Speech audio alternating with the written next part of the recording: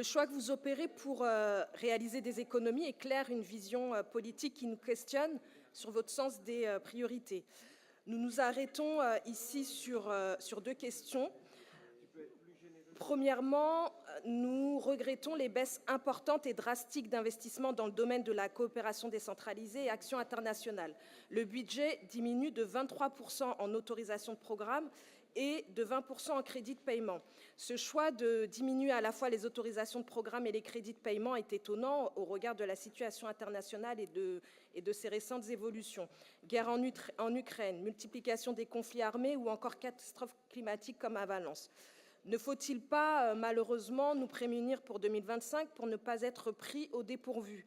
Notre région porte aussi une responsabilité et un rayonnement international. Il s'agit de continuer à défendre cette position. Deuxièmement, j'aimerais m'arrêter sur votre gestion des fonds européens abordée dans cette annexe. Vous soulignez l'importance de faire des économies dans un contexte budgétaire contraint, mais pourquoi ne pas s'attaquer à la sous-consommation de crédits disponibles de manière immédiate?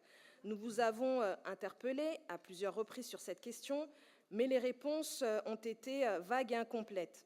Le Césaire appuie désormais nos inquiétudes. Dans son avis sur le budget primitif pour 2025, il souligne que l'exécution de la programmation 2021 connaît un retard important au niveau régional.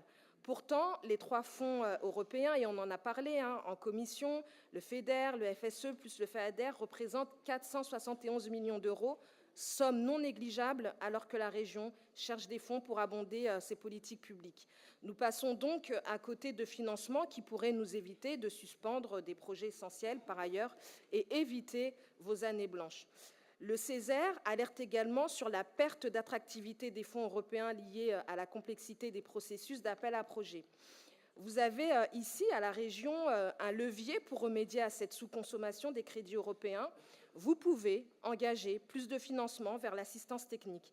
Pourtant, vous choisissez, encore une fois, de diminuer le budget qui lui est alloué cette année. Et c'est d'ailleurs, comme on l'a signalé et rappelé à plusieurs reprises, 4 postes qui ont été désaffectés en conséquence directe. Encore une fois, c'est le choix du court terme face à celui de la cohérence.